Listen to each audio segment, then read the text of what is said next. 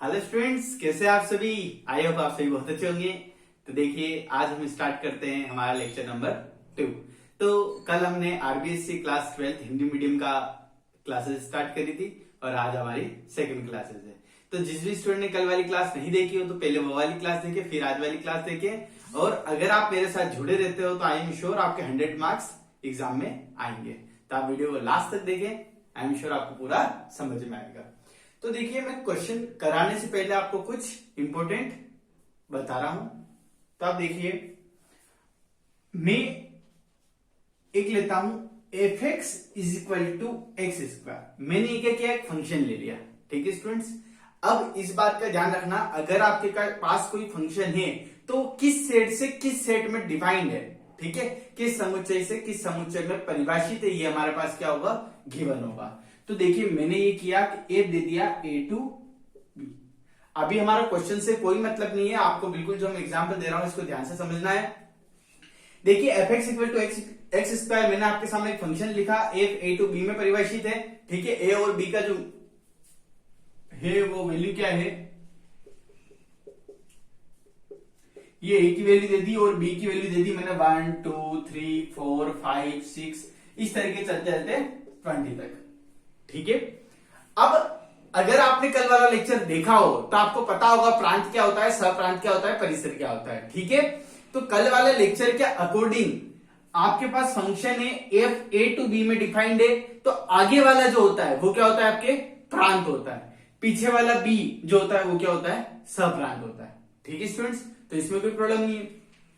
अब मैं आपको प्रांत सप्रांत के बारे में बताने के लिए स्टार्ट नहीं किया है, क्योंकि वो तो मैं कल बता चुका हूं। तो आज हमें नया क्या सीखना है, हमें ये सीखना है कि यहां जो हम x की वैल्यू रखते हैं वो हमेशा किससे रखते हैं, किससे रखते हैं, प्रांत से। इस बात का आपको ध्यान रखना है कि एफ एक्स हो, जी एक्स हो, एच एक्स हो, अगर आप वैल्यू रख रहे हो तो किससे रखोगे, प्रांत से रखोगे। प्रांत मतलब आगे वाला ए से इसकी वैल्यू रखेंगे। अब देखिए, ए में क्या क्या है, 1 2 3 4, तो अब एक्स की जगह क्या क्या लिख सकते हैं, 1 2 3 4 लिख सकते हैं। तो देखिए, इसको हटा देता हूं मैं। तो मैंने x की जगह एक बार क्या लिखा 1, एक बार क्या लिखा 2, एक बार क्या लिखा 3, एक बार मैंने क्या लिखा 4। आ रहा है स्टूडेंट समझ में। अब ये तो हमने क्या किया, x की जगह रखा। अब देखिए, 1 रखने पर आंसर क्या आएगा, अभी अपना फंक्शन क्या है, एक्स स्क्वायर है, तो 1 का स्क्वायर क्या होता है 1। अगर 2 लिखोगे तो 2 का स्क्वायर 4, 3 का 9, 4 का 16। ठीक है, आया स्टूडेंट समझ में। अब आपके जो f की वैल्यूज आई वो f की वैल्यू क्या क्या आई, 1, सॉरी ये नहीं है, अपन इसी तरीके से नहीं लिखेंगे इसको। देखिए, f1 इक्वल टू क्या आया 1, f2 equal to 4, f3 equal to 9, f4 equal to 16। अब मेरी बात ध्यान से सुनना, प्रांत और सप्रांत तो क्या होता है, क्वेश्चन में गिवन होता है। जैसे इसमें a की वैल्यू गिवन है और b की वैल्यू गिवन है। अब बात तीसरी क्या हो रही है, परिसर। तो कल मैंने बताया था प्रांत की वैल्यू रखने पर जो आंसर आता है, तो अभी आंसर क्या क्या आया 1 4 9 16। तो यहां लिखोगे 1 4 9 16, तो ये सारा क्या हो गया हमारे परिसर।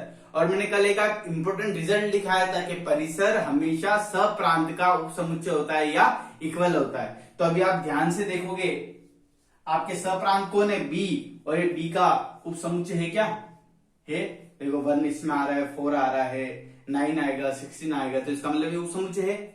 इक्वल हो नहीं हो दोनों को एक कंडीशन लगेगी, या तो उपसमुच्चय होगा या इक्वल होगा, तभी उपसमुच्चय है। तो वो कल वाला थोड़ा बहुत साथ साथ में पढ़ रहे हैं तो आपका रिवाइज भी हो जाएगा। अब लास्ट जो मैं बताना चाहता हूं, मैं आपको बताना चाहता हूं आप एफ को किस तरीके से लिख सकते हो। देखो, 1 रखने पर आंसर कितना आया 1, फिर आप देखोगे 2 रखने पर कितना आंसर आया 4, 3 रखने पर कितना आंसर आया 9, और 4 रखने पर कितना आया 16।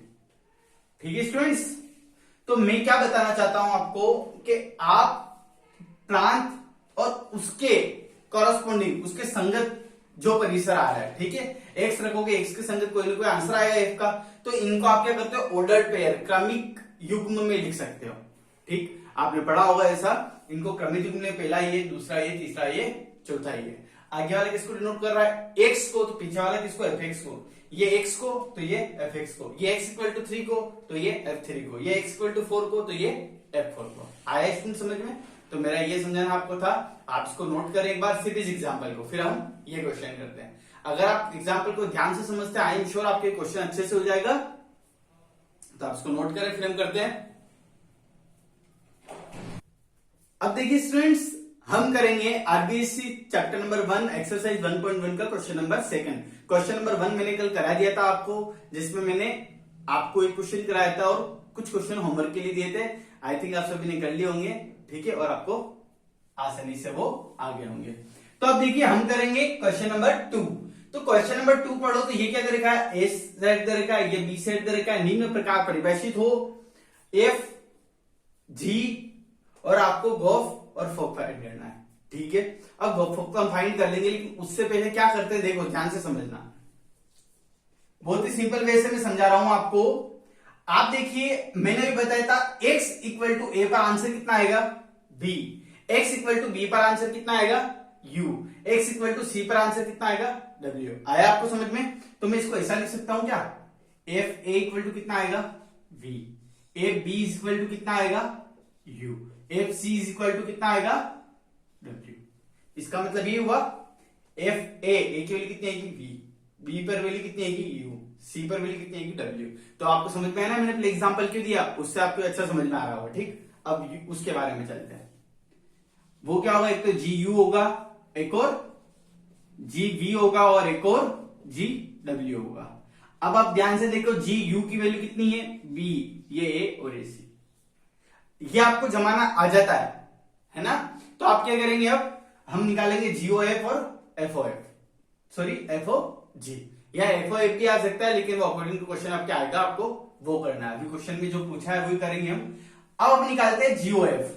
देखिए जीओएफ अगर आपको निकालना हो, ठीक है, इस बात का ध्यान रखना, अगर जीओएफ लिखा हो या जीओएफएक्स लिखा हो, आप दोनों को क्या करेंगे, सेम मानेंगे, ठीक है। तो अगर नहीं लिखा हो एक्स, तो आपको क्या करना पड़ेगा, लिख के सोल्व करना पड़ेगा, लेकिन दोनों का मतलब क्या होता है, सेम होता है। तो हमें क्या फाइंड करना है, ये फाइंड करना है। अगर आप ध्यान से देखो तो मैं इसको ऐसा लिख सकता हूं क्या, कल मैंने आपको बताया था, सॉरी अंदर क्या आएगा एफ एक्स आएगा, ठीक है, ये मैंने कल आपको बताया था ना। अब आप देखिए एफ एक्स क्या है यहाँ पर, एफ एक्स, तो एफ के अंदर x की वैल्यू हम क्या क्या रख सकते हैं, या तो a रख सकते हैं, या b रख सकते हैं, c रख सकते हैं, क्योंकि f के साथ क्या a है, b है, c है। तो आप ये x की जगह क्या क्या रख सकते हो, या तो a रख सकते हो, या b रख सकते हो, या c रख सकते हो, ठीक है। uw नहीं रख सकते हैं, क्योंकि x का जो f का जो प्रांत है, अभी हम किसकी बात कर रहे हैं, ये f का जो प्रांत है वो क्या है, abc मतलब कैपिटल है, ठीक है। तो हम यहाँ क्या करें, एक बार तो पुट करें x इक्वल टू a, एक बार पुट करें x इक्वल टू b, और एक बार पुट करें x इक्वल टू c।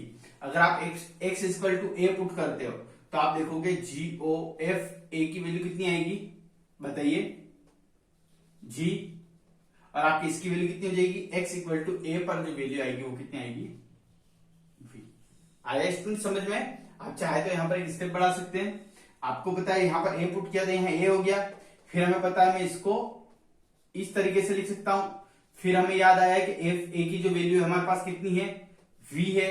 अब आप ध्यान से देखेंगे जीबी की वैल्यू बताइए, हम पहले ही लिख चुके हैं, जीबी की वैल्यू कितनी है, ठीक है। तो ये किसकी, गोफ ए की वैल्यू आ गई, गोफ ए पर वैल्यू कितनी आ रही है, ए। अब क्या निकालेंगे हम बी के लिए, तो आपको पता मैं इसको इस तरीके से लिख सकता हूं। फिर आप ध्यान से देखिए एफ बी की वैल्यू कितनी है, एफ बी की वैल्यू हमारे पास यू, तो यहां लिख देंगे जी यू। फिर आप देखेंगे जी यू की वैल्यू कितनी है, ठीक है, आ रहा है समझ में। थर्ड हम करते हैं, अब यहां क्या लिखते हैं सी, तो आप ध्यान से देखेंगे एफ सी यहां होगा, और एफ सी की वैल्यू बताइए। आप एफ सी की जो वैल्यू देखोगे कितनी देखोगे, डब्ल्यू, तो जी डब्ल्यू की वैल्यू कितनी है, सी। आ रहा है समझ में? तो आप देखोगे आपके गोफ के जितने भी आंसर आ रहे हैं वो क्या है, ए बी सी। तो अब हम लिख देते हैं, अतः G O F is equal to a q, x equal to a रखने पर जीओएफ का आंसर क्या आ रहा है, ए आ रहा है, ठीक है। ए रखने पर ए, बी रखने पर आंसर कितना आया बी, और सी रखने पर आंसर कितना है सी। ये जरूर नहीं कि रखने पर सेम आंसर आया, वो तो क्वेश्चन में आ रहा है तो कोई प्रॉब्लम नहीं हमको। और यहाँ बी रखने पर बी और सी रखने पर सी। तो ये मैंने आपको क्या निकाल के बताया, मैंने आपको बताया गो। अब ये वाला जो आपका फोक वाला ये क्या करोगे आप होमवर्क में करोगे, ठीक है स्टूडेंट्स। तो आप इसको नोट करें या इसका स्क्रीनशॉट ले लें, फिर हम नेक्स्ट क्वेश्चन करते हैं। तो आप वीडियो को लास्ट तक देखें और अच्छे से रोज होमवर्क करें, क्वेश्चन को नोट करें, आपके 100 नंबर्स 100% आएंगे। तो देखिए डियर स्टूडेंट्स, अब हम करेंगे नेक्स्ट क्वेश्चन, क्वेश्चन नंबर 5। तो देखिए आपको इस क्वेश्चन में क्या क्या गिवन है। हमारे पास गिवन है fx = x², gx = cos x, hx = 2x + 3। मैंने आपको कहा था अगर वो कोई फंक्शन देगा तो हमारे पास ये भी गिवन होगा कि फंक्शन किस सेट से किस सेट पर डिफाइंड है। और क्वेश्चन पूरा नहीं लिखा है, बाकी क्वेश्चन ये है कि आपके जितने भी सेट है एफ जी और एच, सारे सेट जो है वो क्या है आर से आर में डिफाइंड है। ये हमारे पास गिवन है, इस बात का ध्यान रखना, ठीक है। और कल मैंने बताया था गो फोक फाइंड करने के लिए ऐसा एक बताया था, ऐसे ये इक्वल होने चाहिए, ठीक है, सब कुछ बताया ना। तो अभी तो सारे आर आ रहे हैं तो हमको कंडीशन देखने की जरूरत ही नहीं है, हम डायरेक्ट क्वेश्चन कर लेते हैं। तो ये बिल्कुल काम करिए हमारा, इसको हटा देते हैं। देखिए बिल्कुल सिंपल क्वेश्चन है, आपको किस तरीके से करना है आप मेरे साथ देखिए इसको। आपको करना है HOGOF और यहां क्या लिखा √π, ठीक आया आपको समझ में। अब हम क्या करेंगे, HO तो सेम रहने दो, GO सेम रहने दो, और आपको पता है इसको क्या लिख सकते हैं हम FX, और x की जगह क्या है हमारे पास में आया। स्टूडेंट समझ में आपको क्या किया हमने, हमें ये पता है कि f के साथ में ये क्या हो जाता है x हो जाता है, तो ये हमने लिख दिया। अब क्या करोगे आप, ये ठीक है, सॉरी इसको ऐसा करते हैं, ये लिख देते हैं, ये ठीक है, इसको ब्रैकेट में लिख देते हैं fx। आया समझ में, हम इस बाहर वाले को हटा देते हैं, तो इसको तो पता है कि ओ हट के क्या हो जाता है हमारे ब्रैकेट आ जाता है। इसको सोल्व करें, बाहर वाले को सेम चलने दो, जी को सेम रहने दो, f √2π। अब आप देखेंगे f हमारे पास क्या है x², मतलब f के अंदर जो भी लिखोगे उसका क्या हो जाएगा स्क्वायर हो जाएगा, ठीक है। ये क्वेश्चन में हमारे पास गिवन है, तो अभी हमारे पास क्वेश्चन में यहां पर क्या है 2π रूट, तो √2π का जो स्क्वायर होता है वो क्या होता है रूट हट जाता है, तो इसका आंसर कितना आएगा 2π। आया होगा स्टूडेंट आपको समझ में। अब क्या करेंगे, अब हम लिखेंगे g2π की वैल्यू। अब g2π की वैल्यू पता है आपको कि जैसे ये हट आता है o की जगह क्या बन जाता है आपके ब्रैकेट बन जाता है, ठीक है। और आप ध्यान से देखेंगे g2π की वैल्यू, तो g में 2π कहां रखेंगे हम यहां पर, तो ये कितना हो जाएगा cos 2π हो जाएगा। अब भाई बात यहां पर एक cos 2π की वैल्यू क्या होती है, पता है किसी को क्या होती है, तो मैं एक इंपॉर्टेंट आपको रिजल्ट दिखाता हूं कि cos nπ की जो वैल्यू होती है हमेशा क्या होती है आपके -1n, ठीक है। आपको याद रखना है, जैसे कि आप बताइए cos 0 की वैल्यू क्या होती है, cos 0 की वैल्यू 1 होती है ना, तो उसमें n की वैल्यू कितनी है, अगर आप n की वैल्यू 0 रखोगे तो यहाँ कितना हो जाएगा 0, और -1 की पावर 0, किसी की पावर 0 क्या होता है 1 आता है। देखिए cos 0 की वैल्यू 1, ठीक है। cos π की वैल्यू कितनी होती है -1, तो cos π के लिए आपको यहाँ कितना रखना पड़ेगा, यहाँ 1 या 1, तो कितनी वैल्यू आएगी -1, तो n = 1 रखने पर cos π की वैल्यू कितनी आएगी -1, ठीक है। तो अब आप कभी इस फॉर्मूले को नहीं भूले, इसको अलग से याद रखें। अब हम आगे चलते हैं, तो हमें पता चला इसकी वैल्यू क्या है, इसकी वैल्यू यहाँ 2 रखने पर 2 आएगा, 2 रखने पर क्या हो जाएगा +1, ठीक। अब h1 निकालना है, h1 के लिए यहाँ पर क्या रखना है 1 रखना है, तो यहाँ लिखेंगे हम 2 × 1 + 3, कितना आंसर आ गया 5। आराम से समझे, बिल्कुल सिंपल क्वेश्चन है, आपको क्या करना है अंदर से सोल्व करते हुए बाहर की ओर चलना है। तो सबसे पहले देखिए f √2π की वैल्यू निकाली, फिर g के लिए निकाल ली, फिर h के लिए निकाल ली। तो क्या करना है अंदर से एक एक फंक्शन को सोल्व करते हुए बाहर की ओर चलते जाना है। लास्ट में अगर f g h हट गए तो वो हमारा क्या हो जाएगा आंसर हो जाएगा। तो आप इसको नोट करें, फिर हम और क्वेश्चन करते हैं। तो देखिए स्टूडेंट्स, मैंने आपके सामने एक और क्वेश्चन लिखा, आपकी बुक का क्वेश्चन नहीं है, थोड़ा सा ध्यान देना आप। gx = लिख रखा है हमारे पास 2x + 1, g R2R में डिफाइंड है, और आपको निकालना है GOG, ठीक है। यहां पर क्या निकालना हमने GOG। अब GOG कैसे निकालेंगे हम, ठीक, अब अभी तक तो हम एफओजी और जीओएफ इनकी बात कर रहे थे। अभी क्या आया हमारे पास, ये आया। तो कुछ भी नया नहीं है, वो कोई क्वेश्चन है जो आपको निकालना है, उसका क्या लगा दिया आपने एक्स, फिर हमें आइडिया है ओ हट के क्या आ जाएगा, ब्रैकेट आ जाएगा। ठीक है, फिर आप अंदर क्या करेंगे, जीएक्स की वैल्यू रखेंगे। जीएक्स की वैल्यू क्या है, 2x प्लस।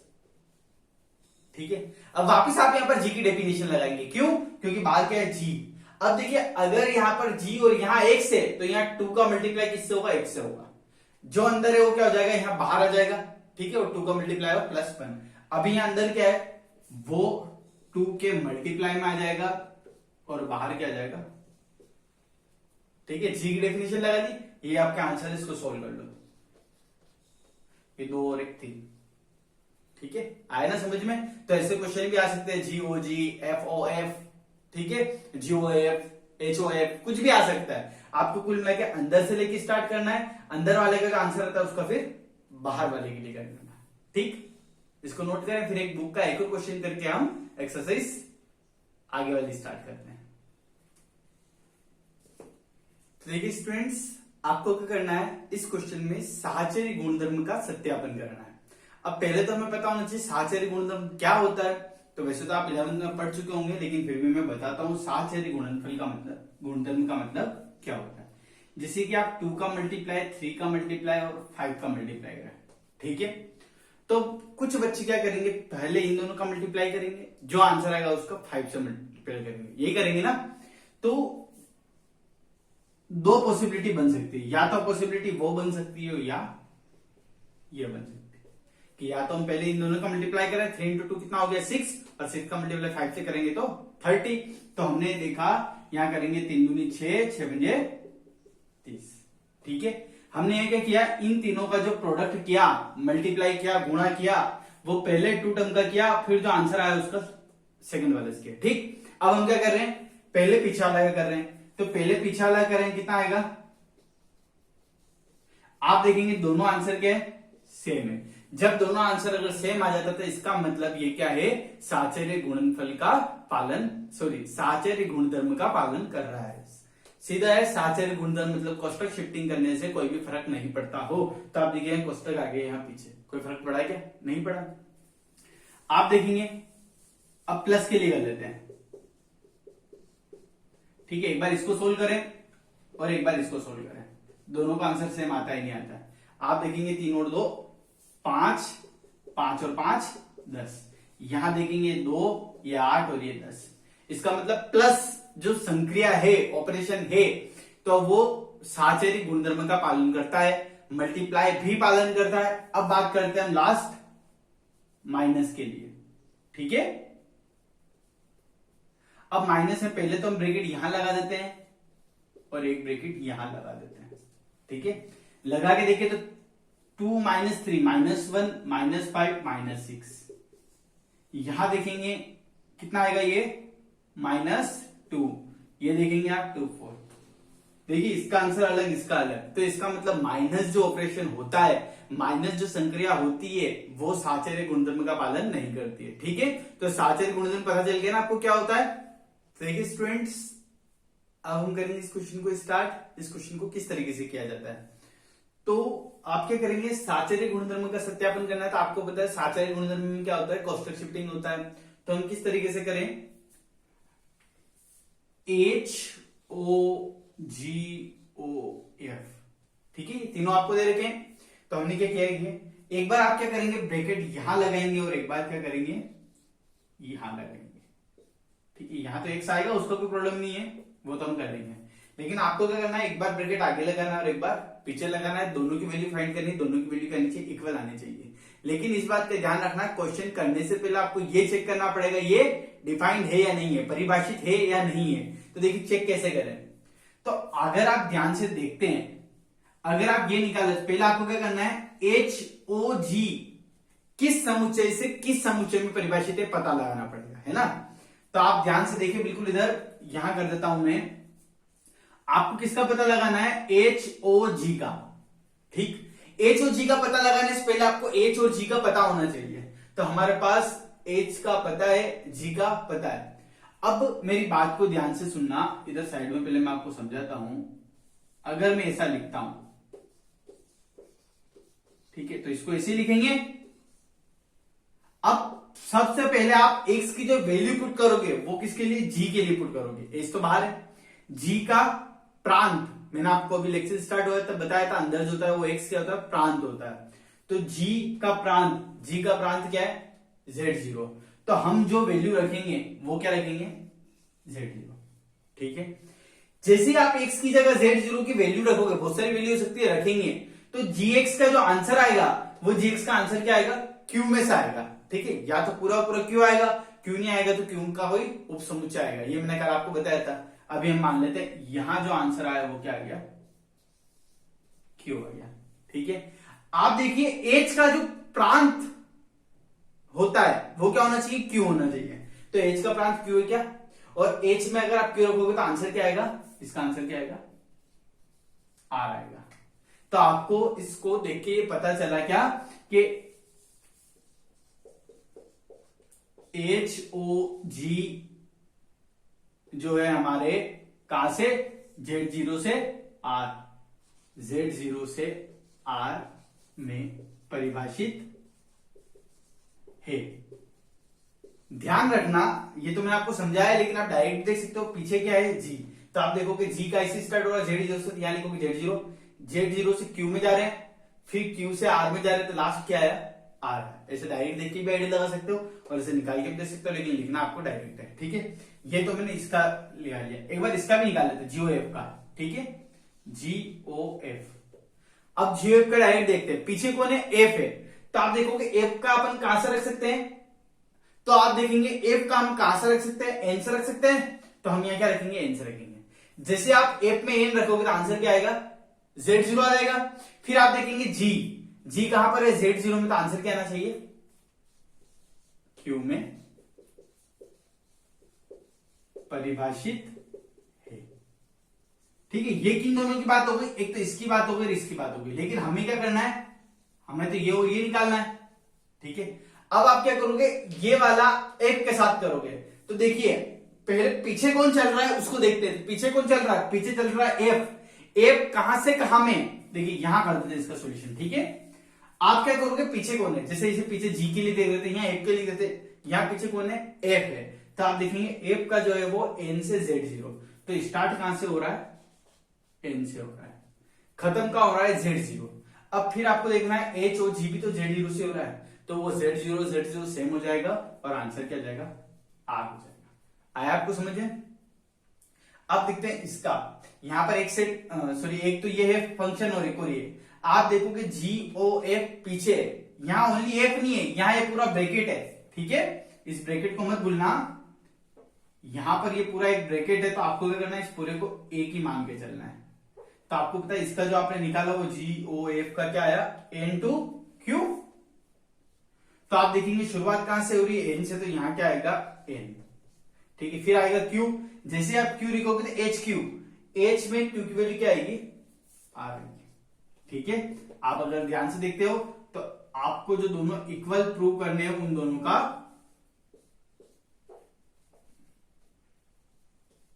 तो लिख देते हैं, अतः HOGOF तथा HOGOF N से R में परिभाषित है।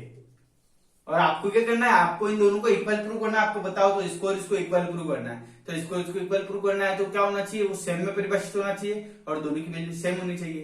तो हमने क्या किया, वो सेम से परिभाषित तो कर लिया। ये बहुत इंपॉर्टेंट चीज है, आपके बहुत काम में आएगी, ठीक है। तो आपको इसको बहुत ध्यान से समझना है। ये उन स्टूडेंट्स के लिए ज्यादा इंपॉर्टेंट जो IIT का एग्जाम देते हैं या एनडीए का आगे जाके अगर एग्जाम देते हैं तो उनके लिए बहुत काम की चीज है, ठीक है। तो इसको बिल्कुल ध्यान से समझिए। अब ये तो आप समझ चुके हैं। अब क्या करेंगे हम, अब एक तो ये और ये फाइंड कर लेते हैं, दोनों की वैल्यू इक्वल आ गई तो साचर्य जो गुणधर्म है वो हो जाएगा। क्योंकि साहब इसको एक बार नोट करें, इसको मैं मिटाता हूं और एक बार ये निकाल लेता हूं और एक बार ये निकाल लेता हूं, दोनों की वैल्यू सेम आ जाएगी और आपके पास आपका आंसर आ जाएगा।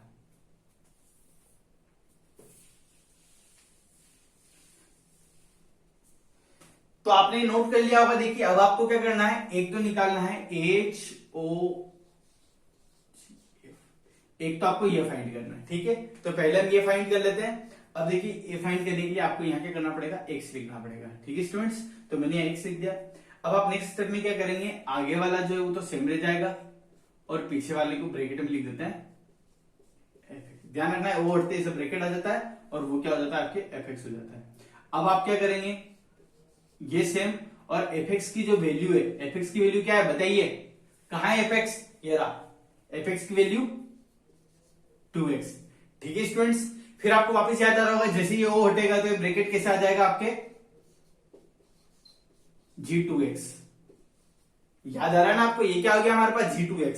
अब आप देखेंगे gx की वैल्यू कितनी है, 1/x, यहां जो होगा वो क्या हो जाएगा, अपॉन में चला जाएगा। अभी अपने पास कितना है 2x है, तो ये 2x का चला जाएगा अपॉन में चला जाएगा। आया आपको समझ में। और देखिए अब क्या करेंगे, hx की वैल्यू कितनी, e की पावर x, तो यहां x की जगह क्या है 1/, इक्वेशन नंबर 1। क्या किया हमने, ब्रैकेट आ गया था। अब यही काम हम किसके लिए करेंगे, ब्रैकेट को पीछे कर लेते हैं। तो हम इधर कर लेते हैं, आप थोड़ा सा ध्यान से नोट करना इसको, ठीक है, ऐसा नहीं मिक्स कर दो। अब HOGOF क्या किया हमने, ब्रैकेट को पीछे रखा।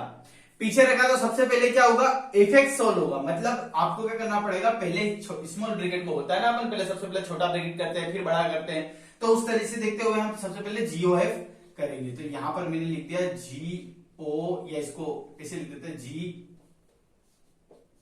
GFX। सबसे पहले क्या करेंगे हम,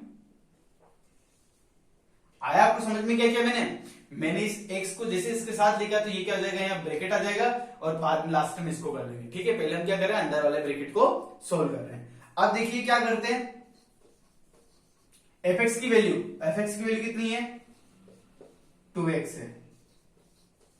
फिर आप देखिए g2x की वैल्यू कितनी है, ये। आप ध्यान से देखें तो इसको ऐसा लिख सकते हैं, और इसकी वैल्यू कितनी आएगी, आप देखिए इक्वेशन 1 और 2 इक्वल है, और जब 1 और 2 इक्वल है तो वो क्या हो रहा है, साहचर्य गुणधर्म का पालन कर रहा है। तो आप इसको नोट करें और फिर हम नेक्स्ट क्वेश्चन करते हैं।